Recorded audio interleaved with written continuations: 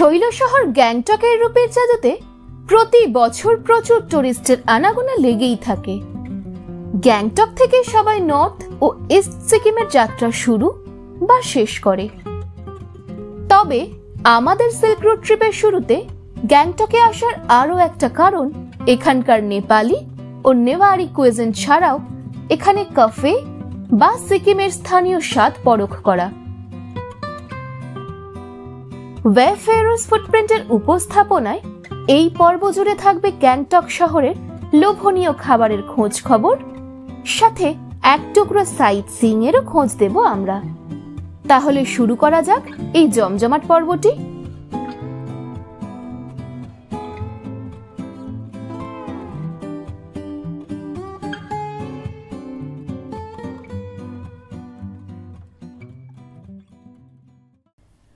North Sikkim ঘুরে গ্যাংটক ঢুকতে বেশ সন্ধে হয়ে গেছিল।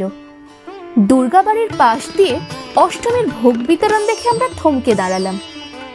গাড়িতেই ওনারা দুবাটি খিচুড়ি তুলে দিলেন আমাদের। কাজু, কিশমিশ ও গোবিন্দভোগ চালের সুগন্ধে ভরপুর এই খিচুড়ির স্বাদ আজও আমরা ভুলিনি। গ্যাংটকের ফুড ট্যুর বোধ করি অপ্রত্যাশিতভাবেই মা দুর্গার প্রসাদ দিয়েই শুরু হলো। আমাদের হোটেলে চেক ইন করে হোটেলের পাশে শর্টকাট সিঁড়ি বেয়ে সোজা চলে এলাম এমজি মার্গের জমজমাট রাস্তায়।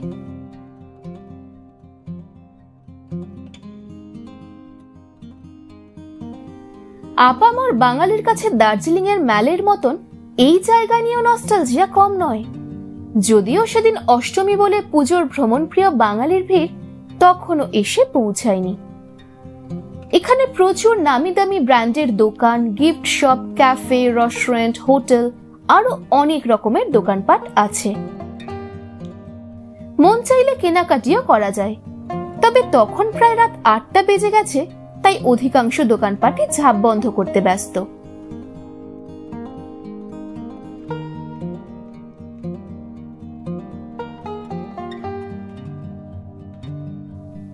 আমরা খানিকটা হেঁটে এদিক ওদিক ঘুরে চলে এলাম ডিনার করতে দ্য ড্রাগন ওকে। দোতলার এই হোটেলটি মূলত জাপানিজ খাবারের জন্য বিখ্যাত।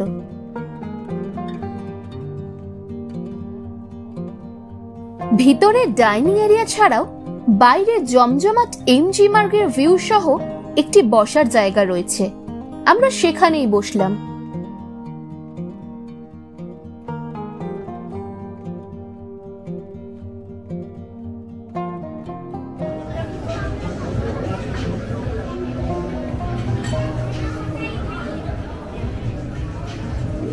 জাপানি সুশি, কোরিয়ান রামেন বা আরো অনেক রকমের খাবার থাকলেও সেগুলো আমাদের খুব একটা পছন্দের নয়।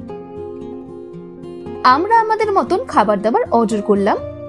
গোল্ডেন ফ্রাইড প্রন, এছাড়াও সিজলিং চিকেন চিজি পপস আর ক্রিস্পি চিকেন। এখানে খুব সুন্দর ককটেল ও সিকিমের লোকাল সুরাপানের সুযোগও রয়েছে। এখানে খাবারের স্বাদ খুবই সুস্বাদু, এছাড়াও সার্ভিসও ভীষণ ভালো। সন্ধ্যায় এখানে খুবই ভিড় হয়, এখন রাত হয়ে আসায় ভিড় একটু কম।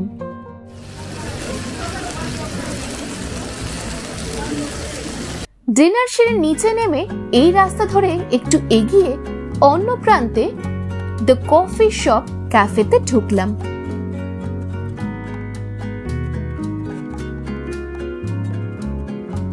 রাত প্রায় 10টা বাজে। দোকান একটু পরেই বন্ধ হবে। আমরা ঢুকে অর্ডার করে ভিতরে বসলাম।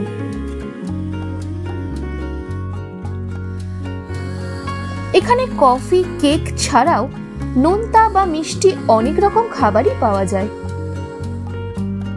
দোকানের সাজসজ্জায় অনেকটাই আধুনিকতার ছোঁয়া। আমরা একটা তিরিমাসু ও আরেকটা ব্রাউনি নিলাম। হালকা কফির স্বাদ আর মোলায়েম তিরিমাসু খেতে দারুণ। কয়েকটা লেয়ার করে বানানো হয়েছে এটি।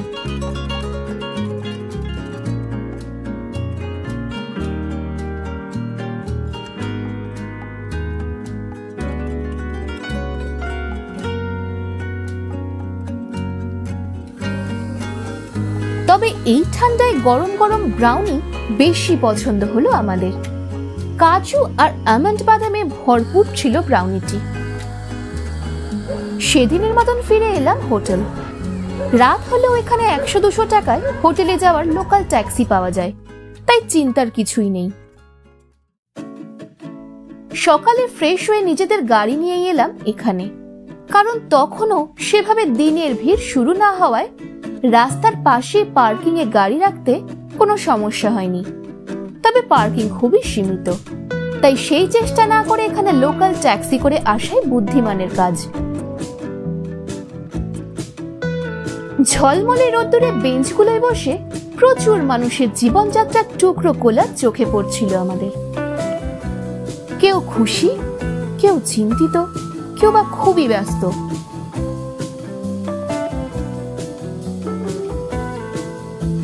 আমরা ব্রেকফাস্ট করতে এলাম বেকারস ক্যাফে। সিঁড়ি বেয়ে উঠতে হলো দোতলায়। ওপরে উঠে সবার আগে চোখ যাবে প্রচুর পুতুল, ফুল আর ফলে সাজানো শোকেস গুলোতে।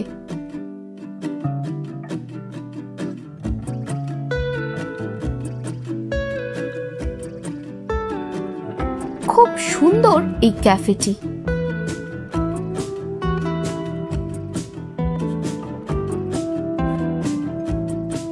ইউরোপের একটা টুকরো উঠে এসেছে ইস্ট সিকিমে।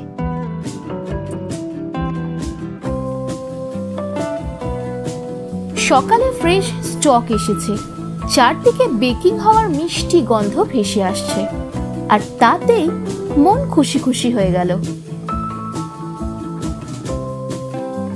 এখানে কেক, পেস্ট্রি, প্যাটি, স্যান্ডউইচ ছাড়াও অনেক রকমের কন্টিনেন্টাল খাবারের তালিকাও রয়েছে। খাবারের দাম একটু বেশি মনে হলেও সেগুলো এতটাই মিষ্টি দেখতে যে কোনটা ছেড়ে কোনটা খাবো বেছে নেওয়া খুব কঠিন। হ্যাজেলনাট পেস্ট্রি, চিকেন প্যাটিস আর বেকন ক্রোসো দিয়ে শুরু করলাম আমরা।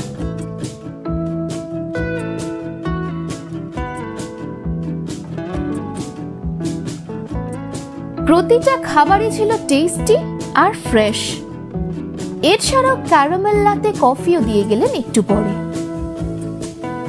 একদম উপরে ক্যারামেলের লেয়ার, চমৎকার তার স্বাদ।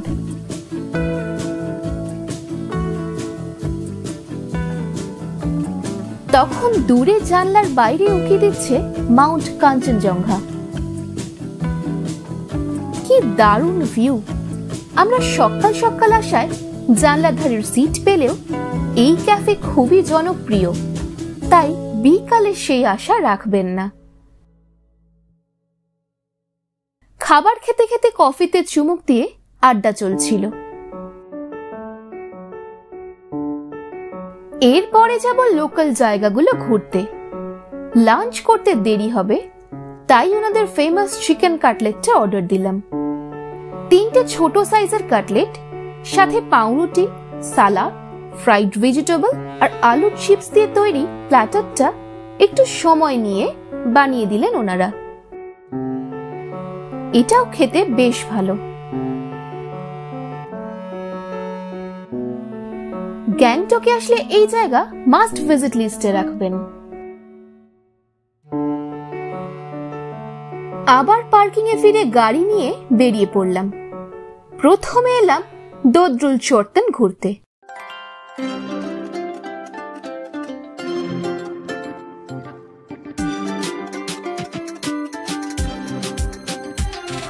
চর্তন বা বৌদ্ধ স্তূপটির শান্ত পরিবেশ মনকেও শান্ত করে দেয়।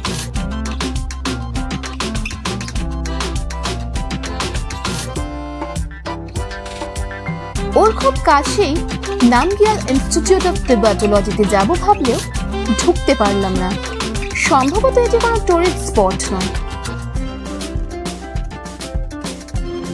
এর কাছেই আছে গ্যাংটকের রোপওয়ে।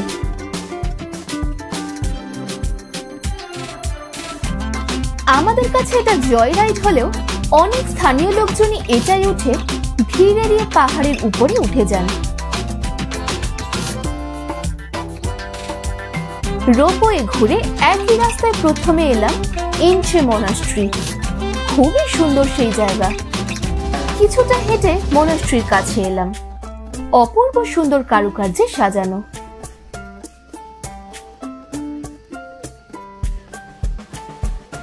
এর কাছেই ছিল ফ্লাওয়ার এক্সিবিশন সেন্টার। তবে অক্টোবরে ফুল খুবই অল্প। শীতকাল বা মার্চ এপ্রিলে এলে প্রচুর অর্কিড দেখতে পাওয়া যেত। তাই এবারে আমরা গ্যাংটকের প্ল্যান্ট কনজারভেটরিটা দেখতে গেলাম না।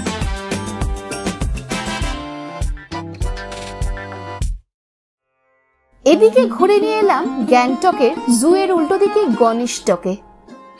গণেশের মন্দির ছাড়াও এখানের ভিউ পয়েন্টের সুন্দর দৃশ্য দেখতে পাবেন, যদিও তা তখন মেঘে ঢাকা ছিল। এরপরে চলে এলাম ভারতীয় মিলিটারি দ্বারা পরিচালিত হনুমান টকের মন্দিরে। দুটো মন্দির আছে এখানে, তবে এর মূল আকর্ষণ সুন্দর ভিউ পয়েন্ট।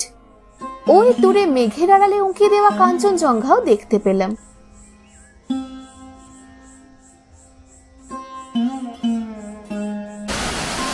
ফার্স্ট স্টেপের শেষ গন্তব্য বাকথাং ওয়াটারফল দেখতে এলাম।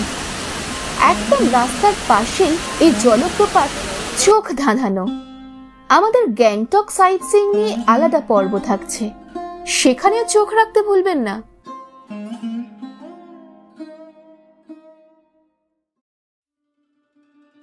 এবার এলাম লাঞ্চ করতে শহর থেকে একটু বাইরে, গ্যাংটকের সব থেকে ভালো নেপালি খাবার খেতে লাসা নেওয়ার রেস্টুরেন্টে। বাইরে গাড়ি পার্ক করে ভিতরে এলাম।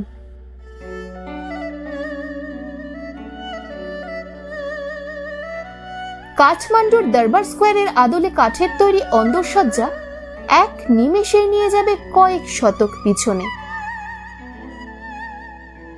আমরাই শুধু টুরিস্ট, বাকি সবাই স্থানীয় লোকজন। তাতেই বোঝা যায় এখানকার খাবারের জনপ্রিয়তা।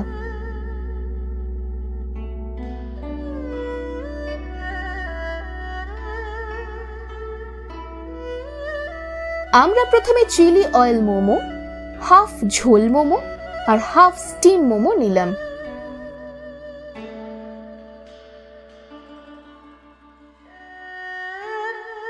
মোমোর সাইজ বিশাল এবং তাতে ঠেসে সুস্বাদু মাংসের পুর ভরা।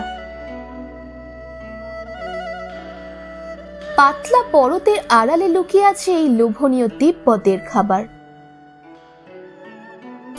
ঝাল ঝাল চিলি অয়েলের সাথে পক স্টিম মোমোর স্বাদ অসাধারণ। ঝোল মোমো নেপালের খুবই জনপ্রিয় পদ। চিকেন মোমো স্টিম করে টমেটো বাদামের ঝোলে ডুবিয়ে পরিবেশন করেন ওনারা।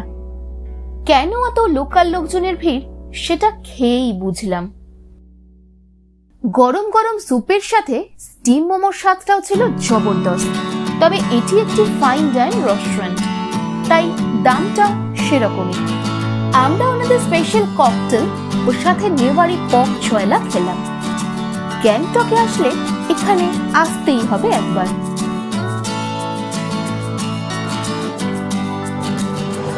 এরপরে আমরা গঞ্জন মনাস্ট্রি, তার্শি ভিউ পয়েন্ট আর লাসা জলপ্রপাত দেখতে গেছিলাম। তবে সেগুলো আমাদের রুমটেক ও রাঙ্কা মনাস্ট্রির সাথে একই পর্বে দেখিয়েছিলাম। লিংক দিয়ে রাখলাম, চাইলে সেটা দেখে নিতে পারেন। ঘোরাঘুরি শেষ করে আবার এমজি মার্গে ফিরে এলাম আইসক্রিম খেতে।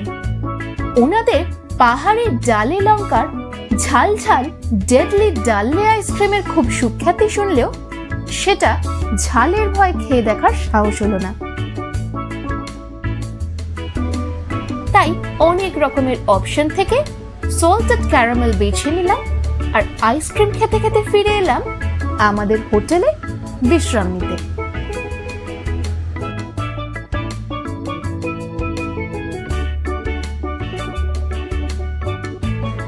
সন্ধ্যায় এলাম এমজি মার্গে।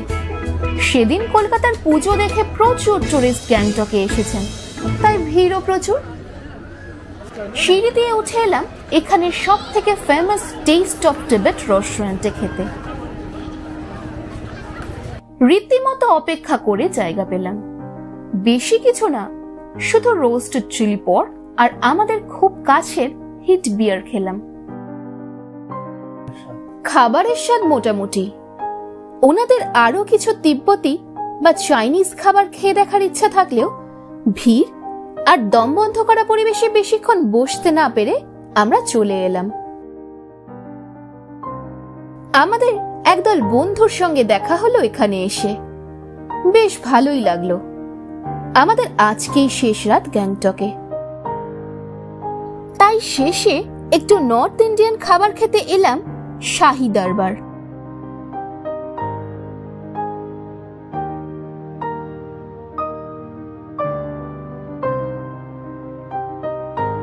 শুরুতে রেশমি কাবাব নিলাম।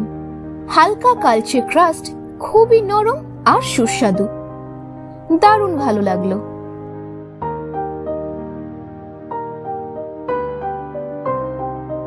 এরপরে খেলাম চিকেন ভর্তা আর নান, এটাও কম যায় না। দারুণ খাবারের স্বাদ আর দামও সাধ্যের মধ্যেই।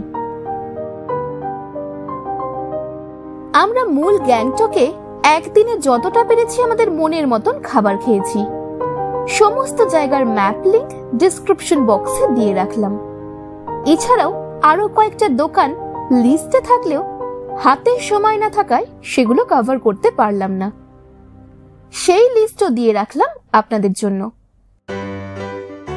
আগামীকালকে আমরা যাব নিজেদের গাড়ি নিয়ে সিল্ক রোডের রোড ট্রিপে, ছাঙ্গু বাবা মন্দির ঘুরে জুলুকে। আজ এখানেই শেষ করলাম। ভিডিওটা কেমন লাগলো জানাতে কিন্তু ভুলবেন না।